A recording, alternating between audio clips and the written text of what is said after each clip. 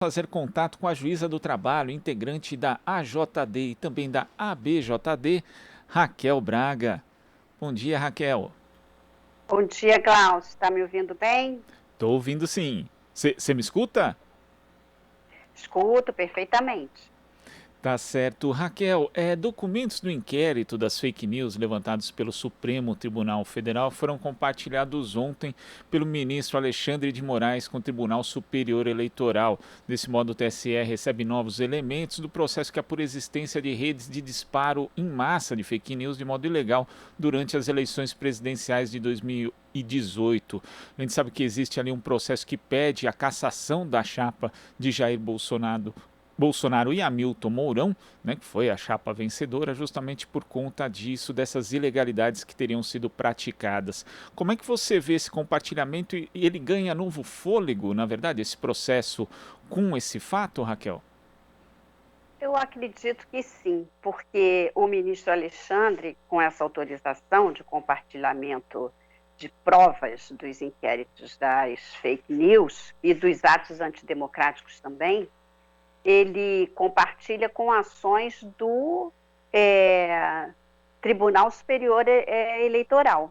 Então, eram várias as ações com pedido de cassação, algumas foram arquivadas. A base é a mesma, disparos em massa de notícias falsas.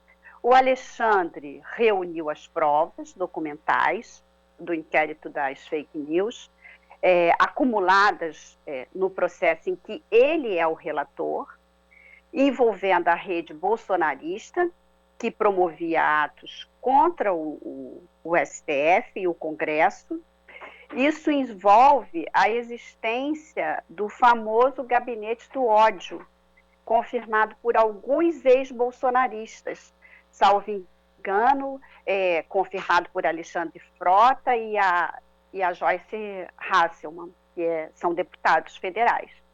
Eu diria que há uma insensada no efeito, né, a considerar notícias fraudulentas na eleição de 2018 pelo Judiciário, fortalecendo os demais processos ainda em curso, esquema e patrocínio de empresários via Caixa 2 de notícias fraudadas, né? O que supomos é que esse financiamento empresarial, via Caixa 2, ilegal, portanto, primeiro atua disparando notícias falsas que contribuem com a eleição de Bolsonaro e Mourão. E, posteriormente, continua a atuação com os ataques às instituições, né? Porque para nós, Glau, você que acompanhou, né, que acompanha essas notícias, então, todo esse processo, nós como eleitores, eu mesma já falei aqui, eu vi essa ação como a principal para que o Brasil não caísse no estado atual de hoje, né? Nós estamos aí com quase 430 mil mortos, num governo que até hoje não fez uma coordenação nacional de ataque à pandemia. Então, eu aproveito para me solidarizar com meus profundos sentimentos com os cidadãos que perderam seus entes queridos e digo que nós só estamos nesse patamar, né, de tragédia epidêmica por um governo que é um governo incompetente, mas, sobretudo, corrupto, porque a CPI está apurando que houve setores que tentaram se locupletar com a pandemia. Então, nós estamos nesse patamar exatamente porque essa ação não teve o seu desfecho a tempo e modo que não prejudicasse o processo eleitoral, ou que já que deixou acontecer o processo eleitoral, verificadas essas condições, que impedisse a posse. Então, como eleitores, como cidadão conscientes, né, dentro do que nos fornece os nossos lugares profissionais, você como repórter, eu como juíza à época, nós já sabíamos, porque a fake news ela tomou uma proporção nas redes que só com muito dinheiro haveria esse atingimento, né, do número de pessoas e essa contaminação. E aí, eu não sei se cabe, se eu tenho tempo, mas todo esse processo, ele, ele já, ele já veio contaminado com a ilegalidade flagrante do processo que a Lava Jato implementou no país, né? Então, o Bolsonaro presidente é resultado desse conjunto nefasto de condutas ilegais, cenário em que a Lava Jato, não nos esqueçamos, é a principal personagem. Toda notícia falsa teve uma sedimentação e aparência de verdade pela grande fake, falsa, farsa da Lava Jato, que a pretexto de combater a corrupção, e muita gente boa embarcou nessa onda, e eu os recebo de volta com respeito, se foram enganados, né? Pois aos enganados e os que receberam vantagens. E nós devemos fazer a distinção entre eles, porque será com muita gente que reverteremos esse quadro. Mas sem ingenuidade, a Lava Jato foi a mentora das falsidades, falsidade processual, falsidade de conduta, amparo na mídia conservadora para justificar os seus arbítrios, fez publicidade ostensiva contra Lula e Dilma. A própria mídia tradicional já noticiou no Valor Econômico que para cada 2,5 bilhões recuperados pela Lava Jato em 2 anos, o Brasil perdeu 142 bilhões no período, com queda de 2,5% do PIB em apenas um ano da operação. Então, uma catástrofe, uma operação lesa pátria, uma operação que teve consequências trágicas para o país, uma operação conduzida por um juiz que atuou levianamente. O Supremo já constatou a sua suspeição e a sua incompetência, né? Quantas vezes a gente falou isso aqui? Então, a força das... E agora, por que eu digo isso? Porque esse processo de fake news, ele contava com a força das redes, né? E a força das redes é, em média, e isso já foi dito, plagiando o Átila Marino, né? Que ele disse que se Zuckerberg quiser, ele desaparece com uma informação para 2,5 bi de usuários. E assim como desaparece, ele cria também a informação. Ele não, né? Quer dizer, se utilizando desse meio das redes. Então, são essas discussões que vêm à tona agora, né? Um processo, o meio mais importante para o cidadão participar da democracia, o mais inclusivo é a eleição. E nós tivemos uma eleição totalmente fraudada, porque as informações falsas criaram um inimigo, um candidato inimigo, né, despejando ódio sobre ele, condutas às vezes que ultrapassavam as questões políticas, invenções sobre a pessoa, sobre o caráter, e completamente caluniosas ou difamatórias, né? Entra tudo aí na fake news. Quer dizer, a Lava Jato, ela criou não só o clima que permitiu a ascensão do bolsonarismo, como impediu objetivamente o ex-presidente Lula de ser candidato, ele que era o favorito, segundo todas as pesquisas, ali em 2018. Mas essa morosidade...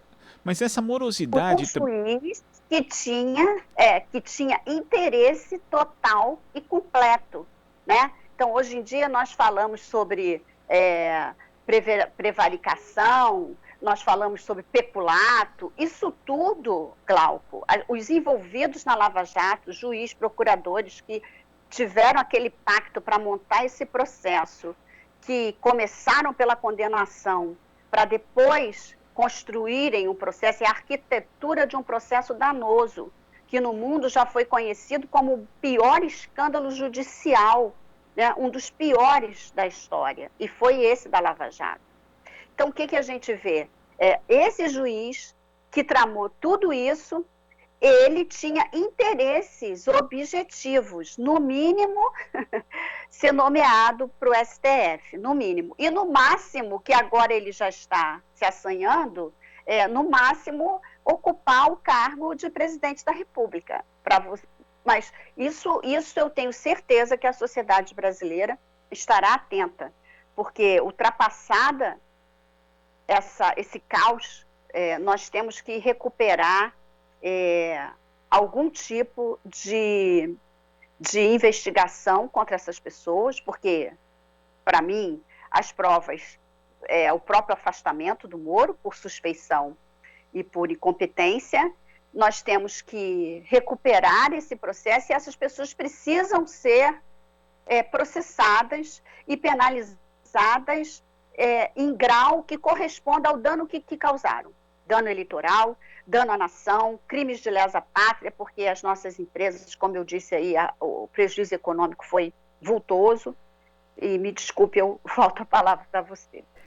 Então, Raquel, você falou no início da sua resposta dessa questão que a morosidade acabou não só propiciando a eleição de Jair Bolsonaro, né, a morosidade nessa apuração em relação às fake news que propiciaram a eleição dele, mas também essa máquina continuou funcionando, como você destacou. E esse continuar funcionando faz parte do modus operandi do governo, que é um governo que está em campanha permanente, só que essas redes, durante a pandemia, cansaram de disseminar fake news, inclusive contra vacinas e em relação à validade de tratamentos precoces, né, que são comprovadamente ineficazes. Então essa rede que continuou em funcionamento, na prática ela contribuiu para as mortes da pandemia, né? E se nós tivéssemos já um julgamento em relação à estruturação disso, né? Que, como você lembrou, existe uma irrigação financeira muito forte, porque senão não seria possível fazer algo desse gênero chegar a tantos brasileiros. Se nós já tivéssemos um resultado em relação a isso, talvez não, certamente muitas vidas teriam sido poupadas em meio a essa pandemia, Raquel. Muitas, muitas mesmo. Há um volume de acusações que pesa contra os filhos. E o próprio presidente, né, desde as ações com o pedido de cassação, além da promoção de atos antidemocráticos e sobre as condutas, agora na CPI, de estímulo à propagação do coronavírus, né, engrossando o caldo para a pressão sobre os 125 pedidos de impeachment pousados na mesa diretora da Câmara, encostando nos calcanhares do Arthur Lira. Então, Glauco, não é só, agora quer dizer que não é só, são tantos, né? É muito. Então, aqui, eu enumerei aqui alguns crimes que nós podemos... defesa do golpe de 64, são crimes de responsabilidade que você podia... Há ações no coronavírus, a homofobia, apoio a manifestações antidemocráticas, né, ameaça contra o Supremo, contra os ministros, contra os procuradores, né, discriminação a órgão de imprensa, interferência na Polícia Federal. Temos uma notícia hoje não, foi do dia 14, que é uma notícia muito boa sobre a questão da interferência na Polícia Federal, que é a permanência do delegado que apura o inquérito, da tentativa do Bolsonaro de interferir na Polícia Federal. O Alexandre Moraes, novamente, ele mantém Felipe Leal no cargo. E isso é positivo porque ele já tem as informações, né? Ele que reuniu esses indícios de autoria e materialidade, quer dizer, retirá-lo nesse momento, desestruturaria a investigação. Então, ele tem que ser presidido esse inquérito por quem tem familiaridade com ele. Então, isso é um aspecto também que engrossa esse caldo de apuração, né? Porque a gente, diferentemente deles, a gente não condena antes. Nós queremos que apure, nós queremos a materialidade para saber exatamente a autoria. Então, essa é a conduta de um cidadão íntegro, de um juiz que cumpre com as suas obrigações. Então, esse delegado, ele está no inquérito, né? Reunindo essas provas para, após sim, encaminhar e obter uma decisão de acordo com o devido processo legal. E essa decisão também é importante para garantir justamente a integridade das eleições de 2022, porque o presidente Jair Bolsonaro vive atacando o sistema de urna eletrônica, dizendo que ele não é seguro, que ele foi vítima de fraude em 2018. É curioso, né? Porque ele se elegeu deputado federal inúmeras vezes, sucessivas vezes, por esse sistema, se elegeu presidente por esse sistema, mas acusa de fraude sem apresentar provas nenhuma. Inclusive, o ministro Luiz Roberto Barroso, por meio da corregedoria do TSE, determinou que ele apresentasse provas da fraude que ele diz que houve, ele não apresenta prova nenhuma, mas o que pode, de fato, fraudar a eleição de 2022 é o uso dessas máquinas que são irrigadas provavelmente com dinheiro de Caixa 2 e que disseminam fake news. Então, nesse aspecto, é importante que esse processo seja concluído justamente para garantir a integridade das eleições de 2022, Raquel. Claro, o voto impresso, ele é mais uma fake news, como você diz, e divulgada com informações absolutamente sem conexão com a realidade, né? O voto impresso ele é utilizado desde 86. Nunca se documentou qualquer episódio de fraude. Então, essa difamação do voto eletrônico,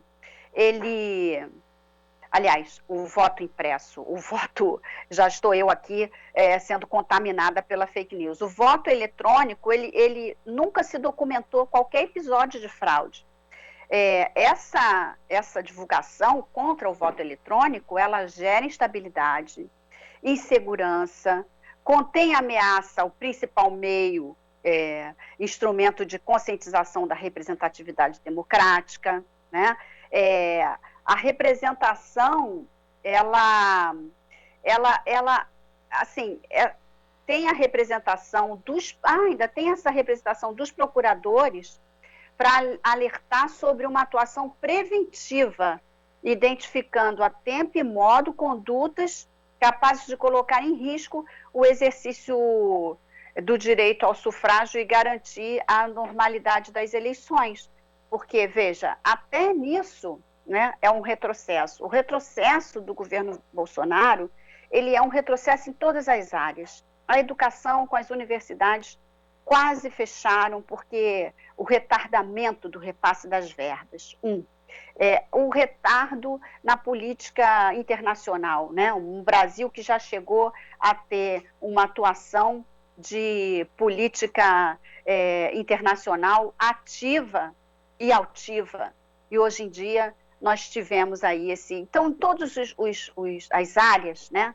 Assim como o voto impresso é um retrocesso, em todas as áreas, Glauco, o nosso retrocesso ele é muito maior, ele é de séculos, eu diria que ele é um retrocesso, você vê agora com o show cancelado pela Funarte, é um retrocesso assim, você faria um paralelo entre antes do iluminismo e depois do iluminismo. Então, para você ver que buraco nós nos enfiamos e dele precisamos sair.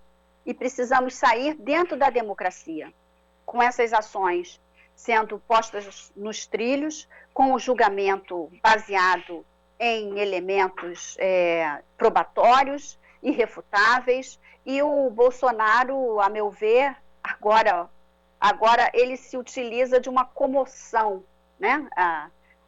Ao mesmo tempo que é um governo nebuloso, muito pouco transparente, na hora que precisa da descrição, num momento de doença, há uma foto circulando nas redes sociais dele seminu, tirada pelo próprio filho, expondo tubos, enfim, é uma coisa tão grotesca. Nós temos que nos solidarizar nesse momento com a humanidade que temos e pedir para ele recuperação total, restabelecimento da sua saúde, mas nós também nos preocupamos com essa exposição, quase que mendigando uma solidariedade, uma comoção dos brasileiros, que são pessoas muito emotivas e um povo é muito solidário. Nós vimos isso na pandemia. Se não fosse a solidariedade do povo, essa situação poderia ter sido muito mais desastrosa. Mas pedimos sim a recuperação plena da saúde dele, mas não podemos deixar de pontuar essa tentativa de comoção diante de tantas acusações, né? Diante de tantos processos, diante de tantas arbitrariedades, violações, crimes mesmo, crimes de prevaricação do executivo e de vários de sua equipe. Nós não podemos esquecer que essa comoção está sendo explorada e nós não podemos tolerar também esse tipo de conduta. Lembrando, inclusive, Raquel, que essa foto foi postada nos perfis de redes sociais do próprio presidente Jair Bolsonaro, ele ali, como você falou, exposto, né, com um religioso do lado, e nessa postagem ele voltava a fazer acusações infundadas contra o PSOL e o PT, fazendo referência ao atentado que ele sofreu nas eleições presidenciais, quer dizer, de novo repetindo fake news, fazendo uma exploração da própria doença. Agora, Raquel, dentro desse cenário que a gente vê tantos absurdos serem naturalizados, ontem o presidente Jair Bolsonaro tinha uma reunião com os presidentes das duas casas legislativas e o presidente do Supremo Tribunal Federal. No dia anterior, ele teve uma reunião com o presidente do STF, Luiz Fux. Como que você vê esse tipo de posicionamento, né, do presidente da Suprema Corte e tentar falar com o presidente para apaziguar os ânimos? Isso é uma função inerente ao cargo dele ou o Fux estaria extrapolando, aí, saindo do escopo do que seria a função de um presidente do Supremo, Raquel? Olha, eu como juíza aposentada, eu fico muito livre para tecer esses comentários, né? A conduta do Fux não é uma conduta típica de um magistrado ou típica de um presidente de um Supremo Tribunal Federal que tem a função de guarda, né, da Constituição. Esses diálogos, eles devem ser mantidos institucionalmente.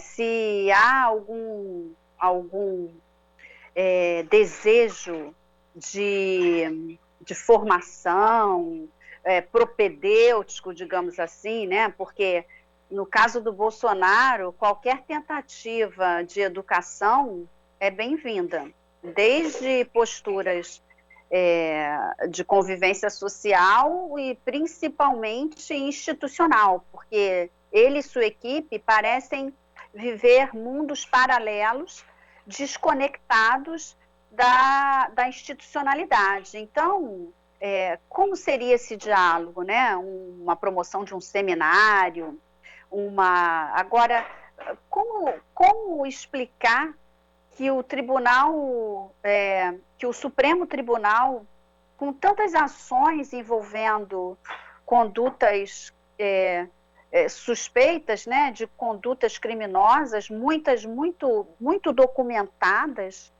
uma CPI em curso, constatando, evidenciando uma condução que empurrou os brasileiros para a morte, sinceramente, politicamente, poderia até ser explicado, mas politicamente, o tribunal, o presidente do Supremo Tribunal, ele não está para fazer esse tipo de política, né? Ele é um agente político dentro das funções dele de ministro e de presidente do Supremo.